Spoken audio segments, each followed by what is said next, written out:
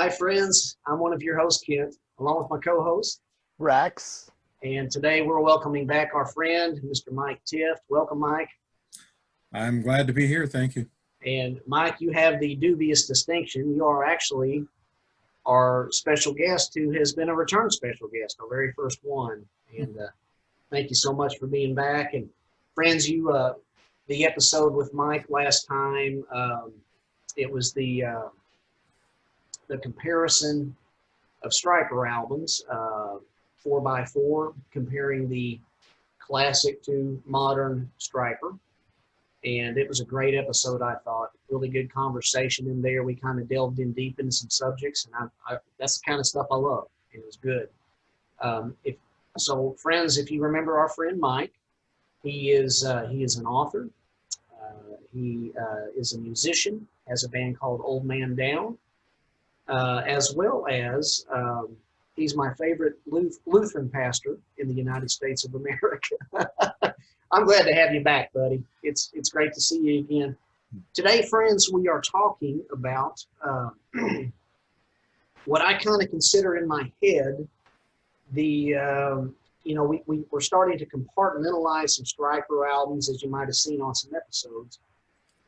Today, we're talking about Reborn, which came out in 2005, and Murder by Pride, which came out in 2009. And I kind of consider those the Tracy Ferry years. As we all know, Tracy played bass during that time, and he did a really good job.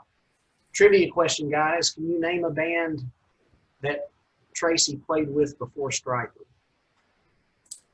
Before Stryper.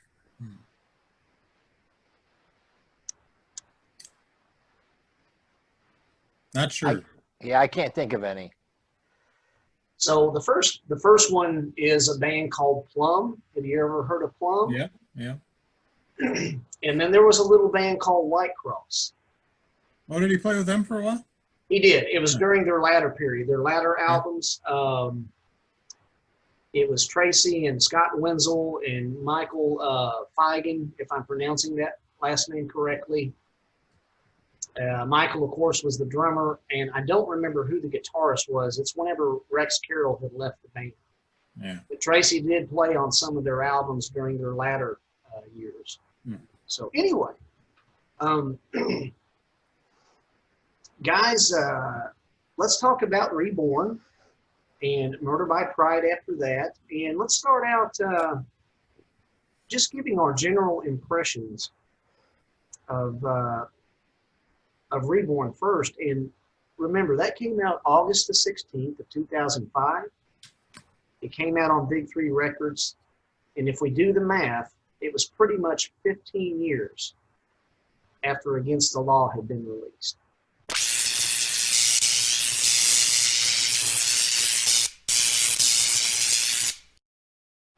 And Mike, you're our special guest. We're talking about Reborn, and any overall impressions, anything you want to talk about it first? Well, I found for the most part that the only way I'm able to really appreciate this album is if I don't think about it as a Stryper album. And that's kind of tough to say, but the thing is, to kind of understand the songwriting that was going on, because, and we touched on this last time I was on, but this had originally been slated to be a Michael Sweet solo album. Right. And they kind of, when they decided, they'd gotten back together, I think somewhere around 2000 and started playing some shows, and then they went out on tour. And of course they had Tim Gaines with them at first, and but then Tim left and they got Tracy Ferry. And I'm guessing that because things were going pretty well with the touring and stuff that they were doing, that they figured they should put an album out. So Michael Sweet had the solo album he was working on, and they kind of dressed it up to be a Stryper album. I was reading that Michael kind of had to convince the record company to go that way. But anyway, so that's what we ended up with. But to really understand the songwriting that was going on there, it helps to know where he was at on his last solo album, which was Truth. Because if you listen to this and you listen to the kind of things he was doing with this, which were didn't sound like Stryper and were a bit more experimental. So if you go from this then to this, you kind of go, okay, I get it. You know, it's just where Michael was at the time in his songwriting. And he had been doing, you know, solo stuff for quite some time at that point. So let me ask you a question, Mike. I do not, full confession, I don't own the Truth album by Michael Sweet. Yeah. Oh, let me interject something. Friends out there, if you're listening, I do have family over from the holidays. This is the day after Christmas today. So if you hear a little chatter in the background, my family's just making merriment. So apologies ahead of time. Mike, my question to you, buddy, since I don't have the Truth album, do you remember the two studio songs off of 7 Weeks Live in America? Did you ever have that album? I do have it. Okay. And I gave those songs some listens, but they just never did anything for me. Right. The song was Something, and the second song was For You. Yeah. Which ironically, you put those two titles together, it's Something For You. But yeah. What I was asking was, compared to Reborn and then Truth with Michael Sweet, that album was kind of a bridge across those waters, if you want to say that. Mm-hmm. I was wanting to know about those two songs and how they compared between the music on Truth with the music of Reborn. I would say there's a lot. Okay, so as we discuss Truth and as we discuss Murder by Pride, there's a lot of this, what I would call kind of a bridge period, okay? For taking Michael Sweet from where he was at in his solo career to where he eventually got to again with Stryper. And so in this bridge period, there was music that was trying to be more Stryper-like again, but was taking some time to get there. Mm-hmm. So that's where I would categorize those songs. Like I said, they didn't do much for me. Right. I just didn't feel like they had really good hooks. They didn't really sound like Stryper.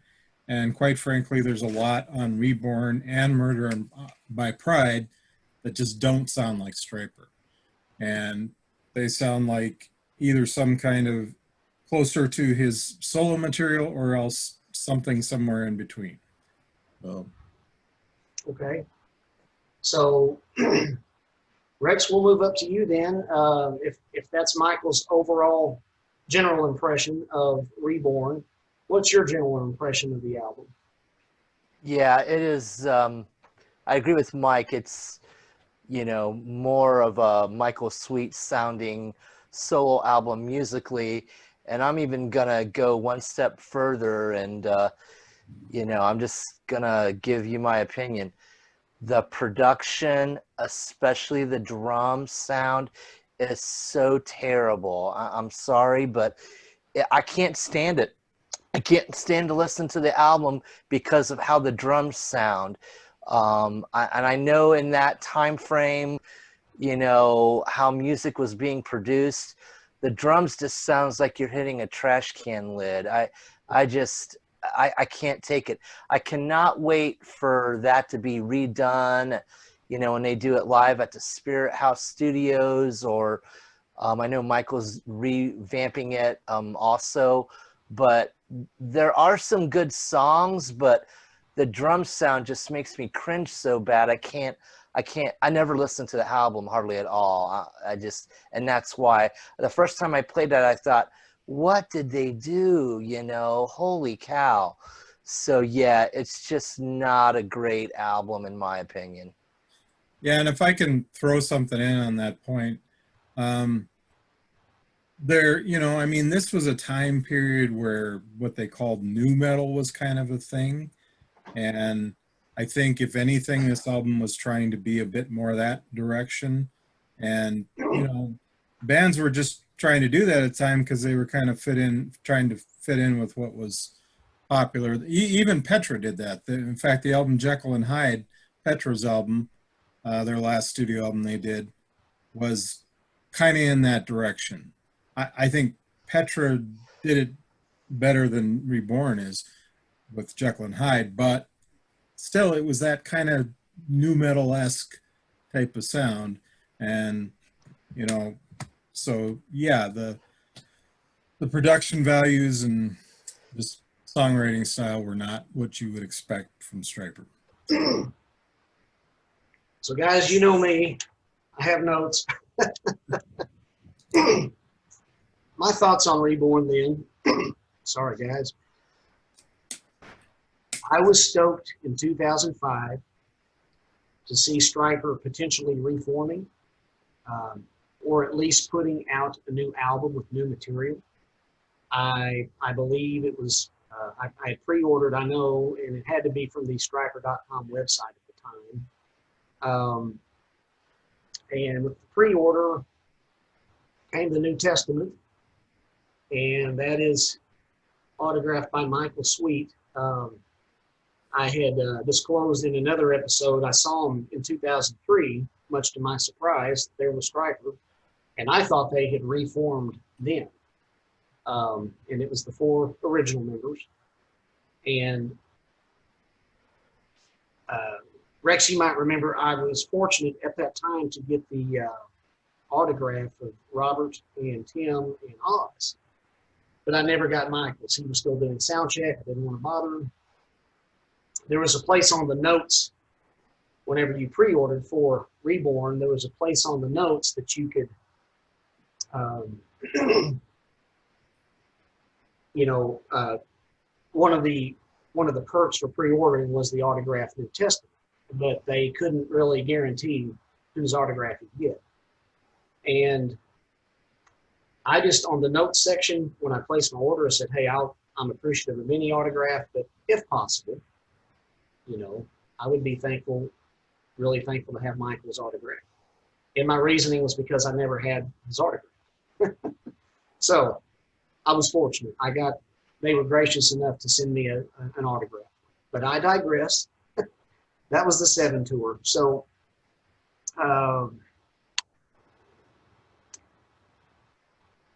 you know, I was surprised because I had seen Tim with the band during the 7 tour. And my information back then, and maybe I'm just not remembering too well, but back in 05, you know, 03 to 05, I didn't realize that Tim had gone again. And then enter Tracy Perry, who I think might have played with Michael's solo band,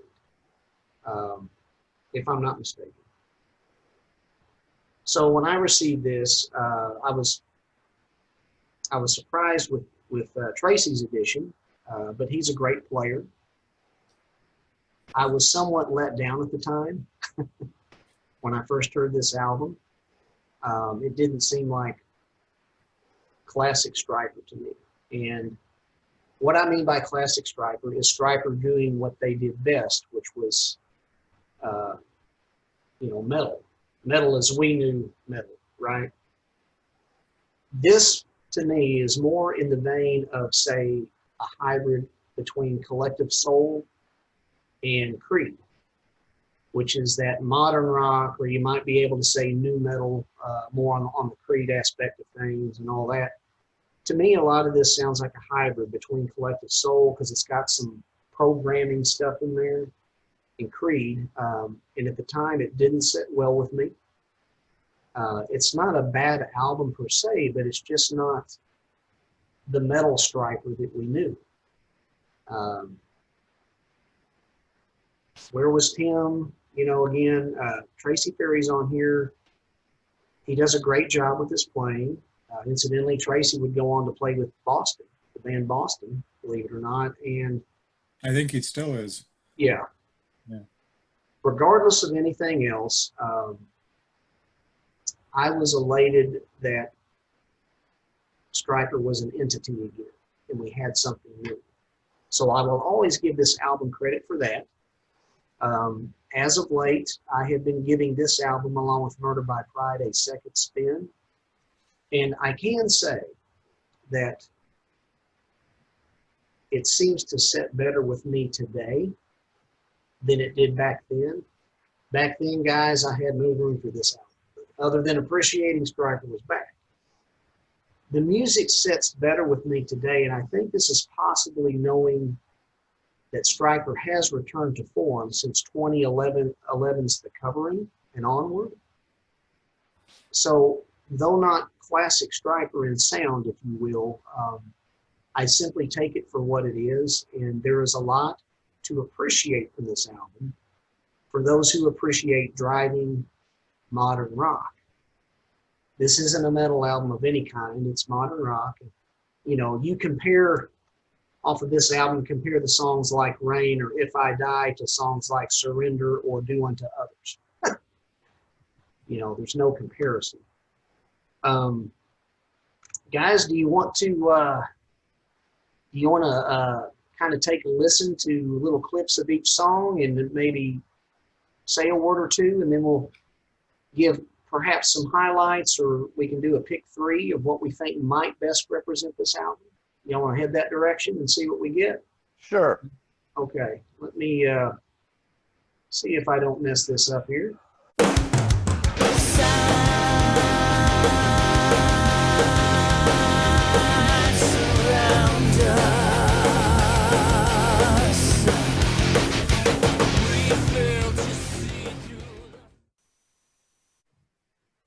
All right, Mike, that was Open Your Eyes. What did you think about that song?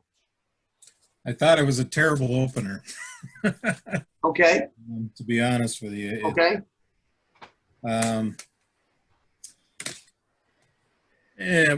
So when I bought the album, you know, I had heard the song Reborn, you know, and I listened to that, and when I first heard that, I was kind of like, okay, that's a little different, but it's not too bad.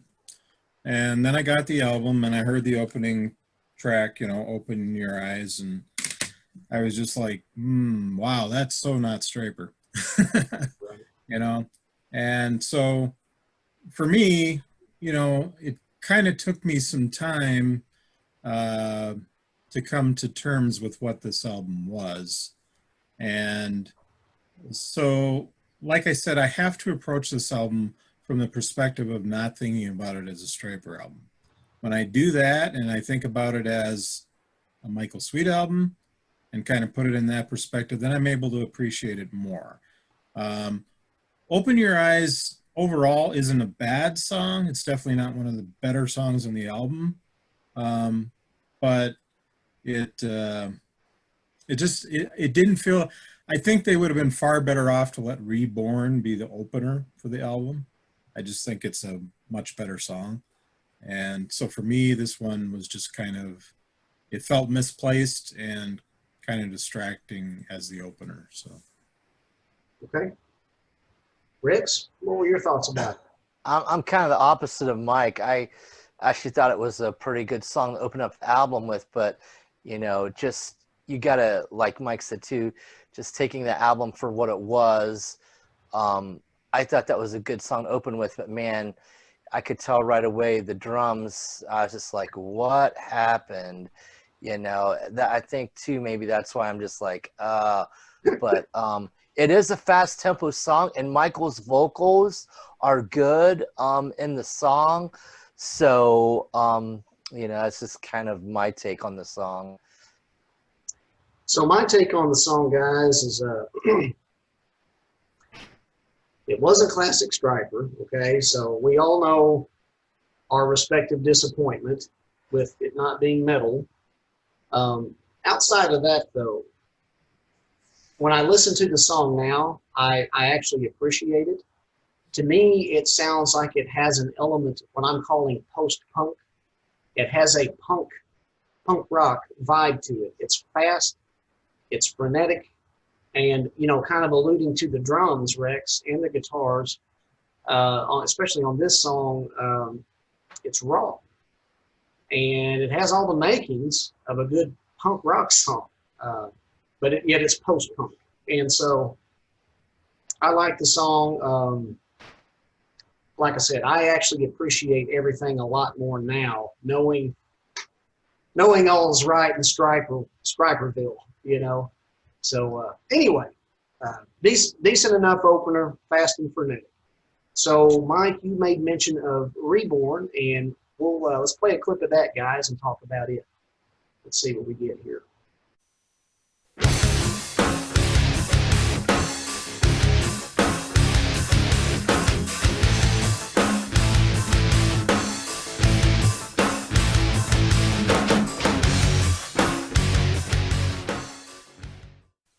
So could y'all hear the background programming in there? That you know, that's the collective soul vibe that I'm getting from this, which has a lot of it. Mike, that was a clip from Reborn. What are your thoughts, buddy? So, you know, while still definitely not sounding like Stryper, I like the song Reborn. It's got a nice heavy groove, you know, that, you know, at least felt like something I could enjoy, you know, and I did.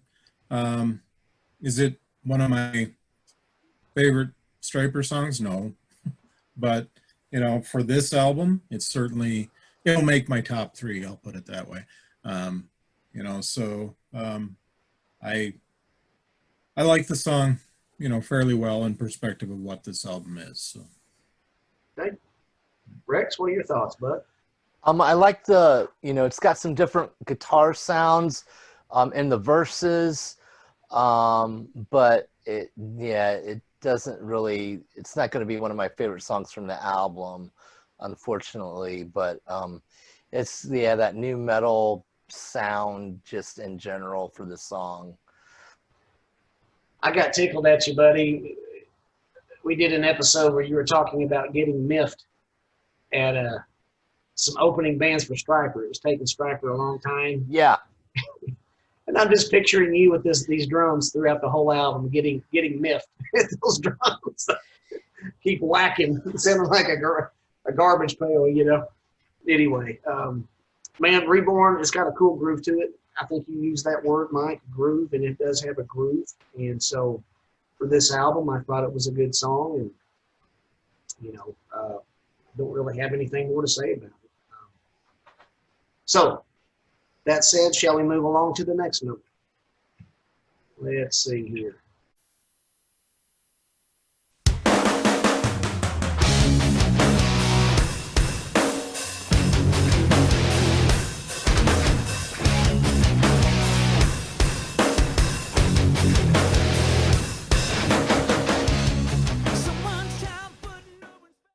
Okay, When Did I See You Cry? Michael?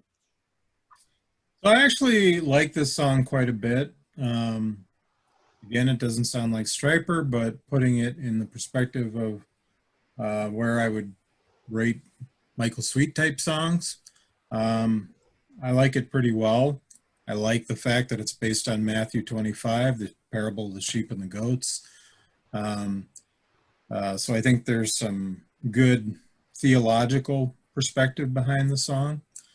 And I just, of course, we're just hearing the very beginnings of each of these songs, so it's kind of, you're not really getting a feel for the depth of the song. When it gets into the chorus, I think this is where this song in particular really comes home and kind of hits you for what it is. And so this is actually one of my preferred songs on the album. So. Rex? Yeah, I agree with Mike. This is one of the better songs. The guitars sound a little bit heavier, and there are some good vocal harmonies that kind of remind you of old Stryper in the song also. Yeah, this would be one of my better favorite songs off the album. Okay. These aren't my pick threes or anything yet necessarily, but as of right now, some of my highlights, my personal highlights off of this album, I had Open Your Eyes and Reborn, and also included is this song. I actually thought this was one of the stronger songs off of the album. And like you said, Mike, the openings are just kind of a refresher for us to kick off the topic of that song. But yes, this song really, it has a wonderful beat and groove. again into the forefront of the song. And like you said, it really picks up and takes off by chorus time. And one of the stronger songs from this album. I actually really liked it. So, all right. Let's see what else we have, guys, on this album.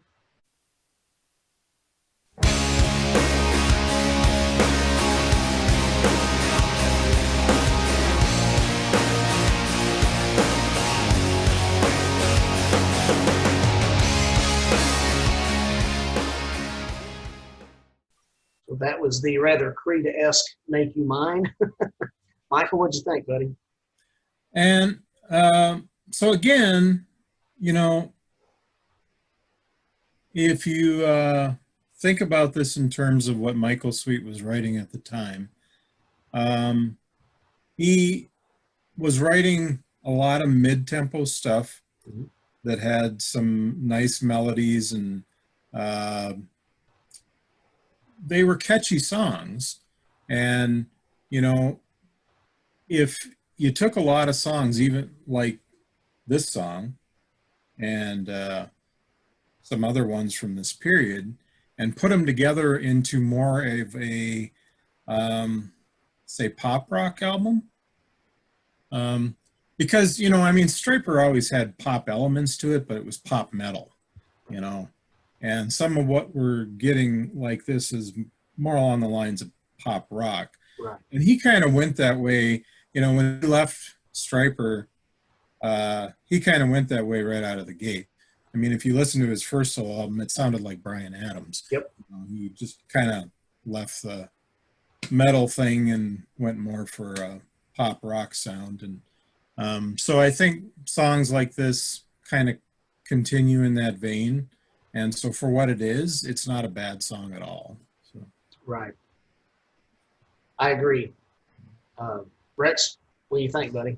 Yeah, I mean, this would you know, fit perfect on the next Michael Sweet solo album. I do think it's a good song, and it does actually have a guitar solo in it. So, you know, that's another good thing about it. This is another one of my favorite songs from the album. Okay. I agree with everything y'all are saying thus far about this song.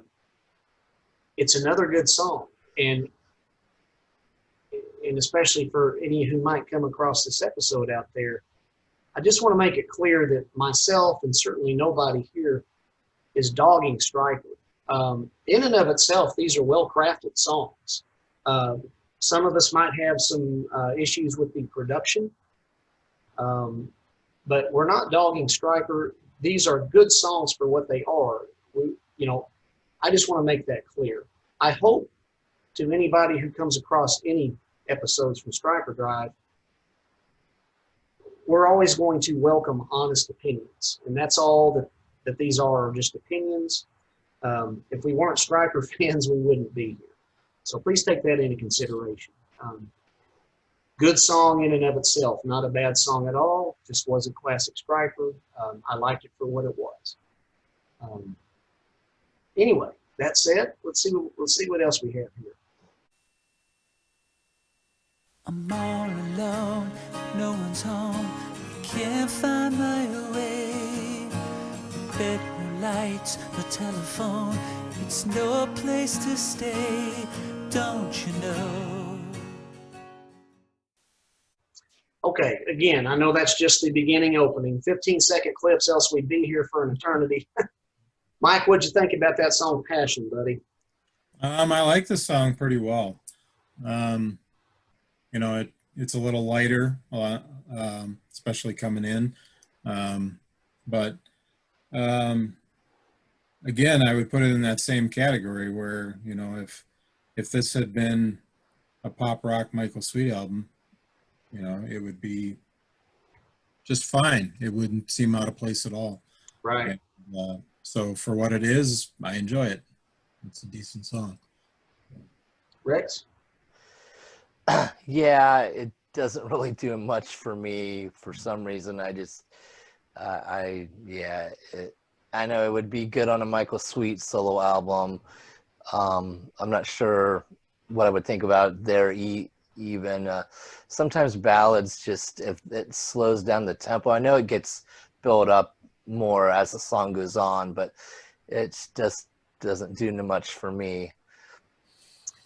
I actually like the song, especially when the chorus kicks in. Jesus Christ, I want to serve you. I want what you want from me or for me. I want what you want for me. And man, you know, I like that. And it's And I think, you know, one thing that we do see on this album that I think we see a bit more depth in Michael's writing lyrically, you know, than we were accustomed to with the old Stryper albums, you know. And of course, we continue to see that to this day, you know, that his lyrical writing has greater depth to it than it used to. And I think, you know, for all the issues that we might have with this album, we're already at that point starting to see some more introspective, deeper thinking behind the writing that he's doing. So, yeah, I agree. And we have to remember too, guys. Now, granted, Michael had a plethora of solo albums in between right. Against the Law and Reborn, but to those not inundated with the solo material, the last album was Against the Law. You know, as far as full studio recordings, Right. Except for the two from Can't Stop the Rock. So to go from Against the Law to some of the rather bold, again, Christian lyrics on this, you know, was, hey, we know where the guys are at, right? You know, I mean, anyway. Yeah. So yes, let's see here what the next song would be.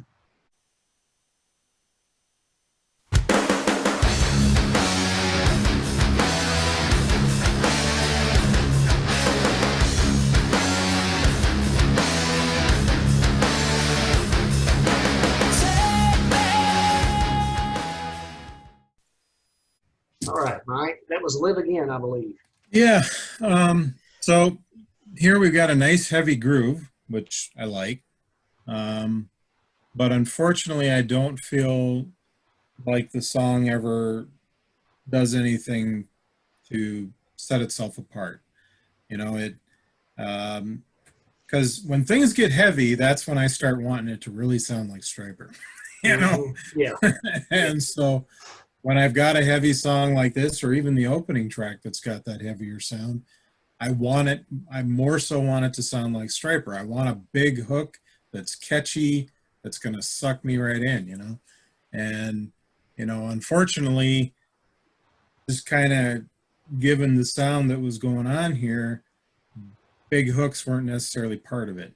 And so, and this song just doesn't ever deliver that for me. So while I like the heaviness of it, it just never really takes off for me. So Does it seem like, guys, with this album, and again, we're talking about that, as you called it, Mike, new metal, NU metal, and then, you know, I'm just calling it modern rock, you know, like the Creed and all back then. yeah. But does it seem like the songs were built around a chord riff instead of the riff from intricate shredding of what I would consider to be classic Stryper? You know, these are more just straight up power chord groove riffs. Well, and that's kind of what that sound was. Yeah. You know, again, let me make reference to Jekyll and Hyde, Right. the album that Petra did that was kind of along those lines. Okay, same deal there. You know, one of the biggest things that bugged me about that album is that there were no guitar solos, you know, and Bob Hartman's a really good guitar soloist. Mm-hmm. So that really bugged me. But that said, you know, the thing they tried to bring to the table were these really heavy grooves.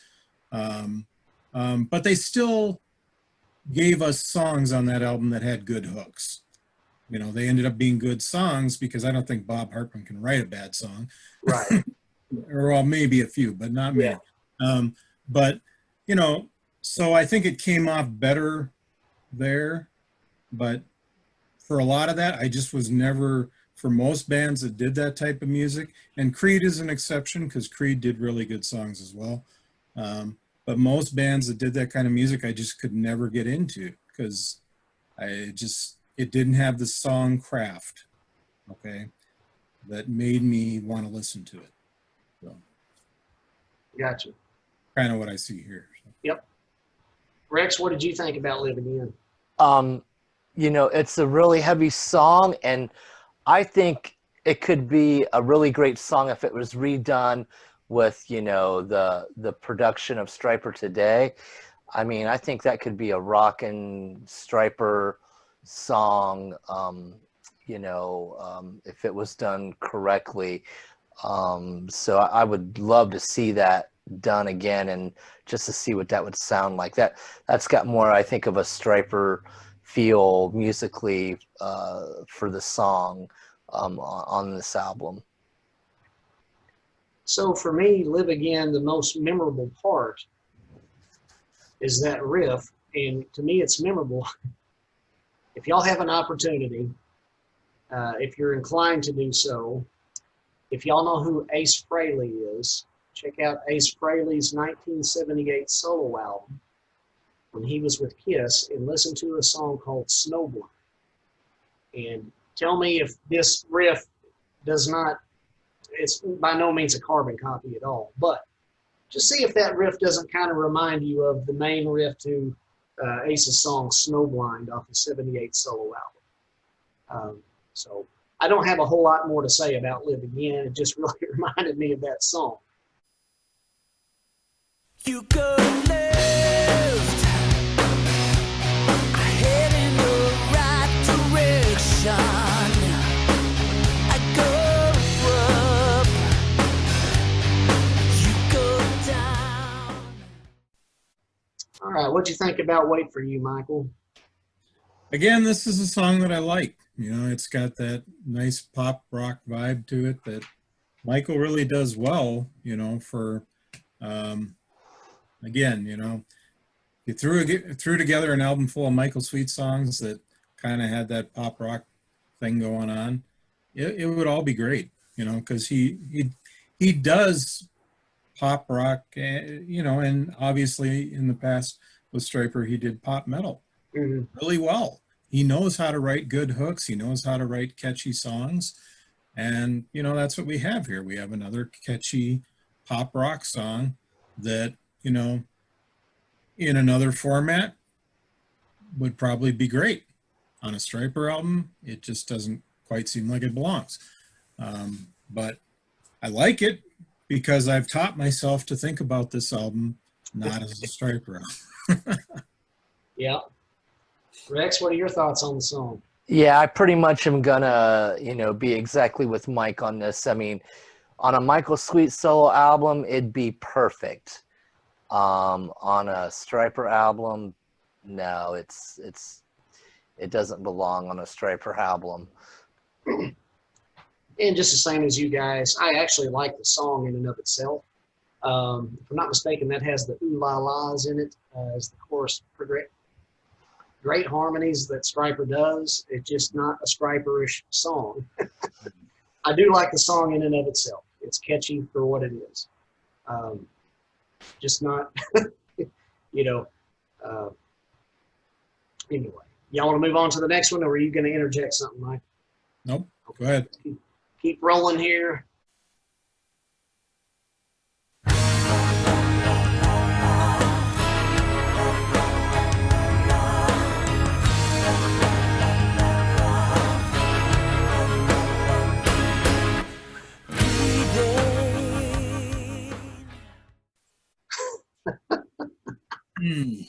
So that was Rain.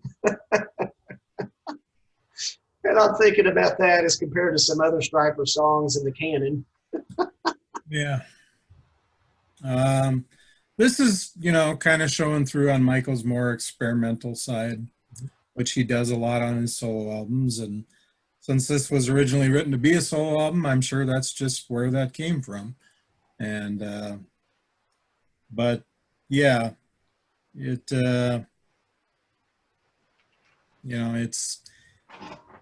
even for a Michael Sweet Soul album number, this would not have been among my preferred things that he did, even in that realm. So definitely doesn't belong on a Stryper album, I would say.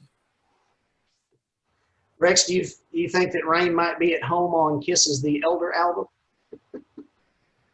I don't know. It's not at home on a Stryper album. It's like the song before it.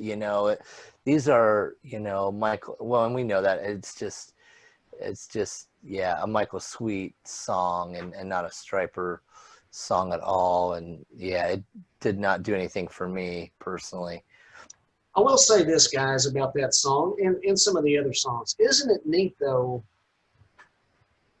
Maybe the song isn't our preferred cup of tea, but isn't it neat the musical dexterity that Michael Sweet has to craft a song such as Rain and a song such as The Rock That Makes Me Roll? I mean, I got to give him credit for that. He certainly is. He's not a one-trick pony by any means. No. So, Mr. Sweet, my hat is off to you if you do see this ever. The man has, he's not a one-trick pony. He can write a vast array of styles and do it well for whatever style it is. Right. We just all have our preferences. So moving right along here.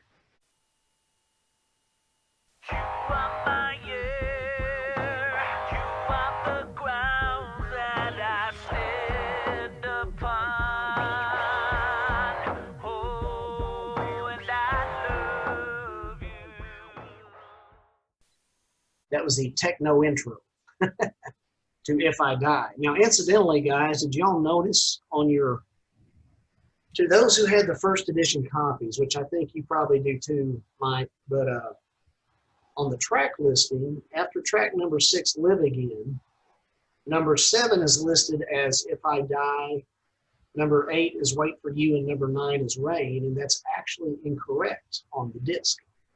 And for those who have the first edition pressings of this, those 3 songs are out of order. Yep, that's the one I got. Yep. So anyway, Mike, that was If I Die. Of course, the song kicks in a little later, but what are your thoughts on that? Right. Again, just something that, so this is a good example where, particularly on his solo stuff, Michael liked experimenting with microphone sounds, okay? And even on the solo material, that was kind of a pet peeve of mine. Just because Michael has such a great voice, and I think the first time, and I don't remember what song it was, but the first time I heard him use one of these microphone effects, I remember making some comment about it, making it sound like he was singing into a cheap busted microphone or something like that. It just wasn't my cup of tea for him to do that, just because he, when you've got one of the best voices out there, you don't need to play around with microphones. Mm-hmm. And so for me, that kind of thing immediately takes away from the song. But again, it's something would just be more at home on a Michael Sweet Soul album. Just doesn't sound like Stryper, and so doesn't do a whole lot for me. Gotcha. Rex? I actually, like the song, and if I remember from the whole song, I think there's some, is there vocal harmonies in that at some point? Maybe I'm thinking wrong, but, I think it's a decent, good mid-tempo song, so. Guys, I don't have a whole lot to say about that one. That one always just kind of flew under the radar a little bit with me on this one. I'm just going to keep pushing forward here. See where we go next. Amazing grace,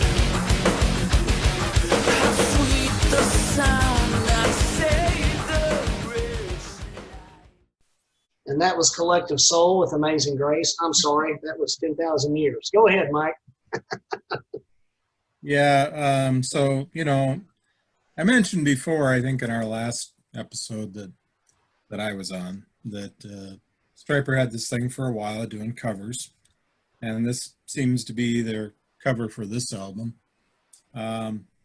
So it's an interesting take on Amazing Grace, so I guess anytime a band ventures to cover a hymn, in some rock way, I can appreciate that, just because, I like hymns in general. I like them sung the classic way they were written, but I also like hearing bands experiment to put new twists on them.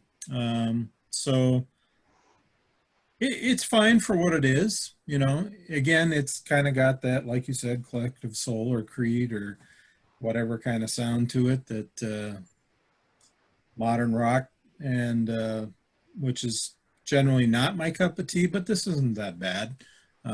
Obviously, they've got good source material to work with, so it comes off just fine for what it is. So I don't mind it at all. All right. Rex? This is another song that I think just with better production would have been an awesome song. I would love to see it done with their production values of today. It would be a good rockin' hymn, Mike, as you talked about. I would think I would love to hear that at some point in the future. Okay.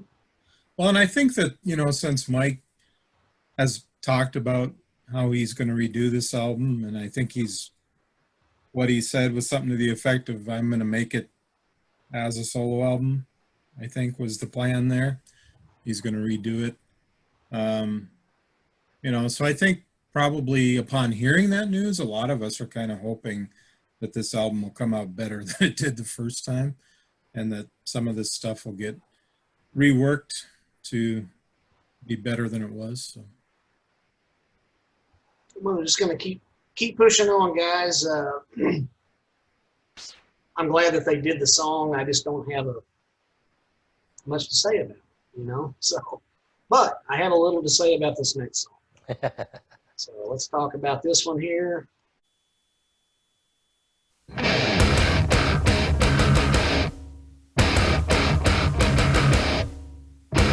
It's been said by me talks, if so, what does it say? That was IGWT. Michael, what'd you think, buddy? I love it. It's, I think I mentioned in the last episode I was on that I like this better than the original. They took a heavier, rawer approach to it.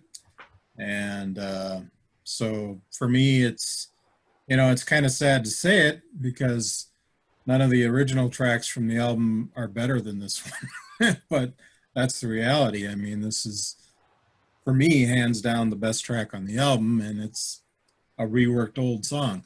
But, they reworked it for me in such a great way that, I honestly wish they would redo that whole album to be more like this, because that's just how it should have been. And so, yeah, I love the song. Absolutely. Rex, what's your take, buddy? Yeah, and it has some really good solos in it.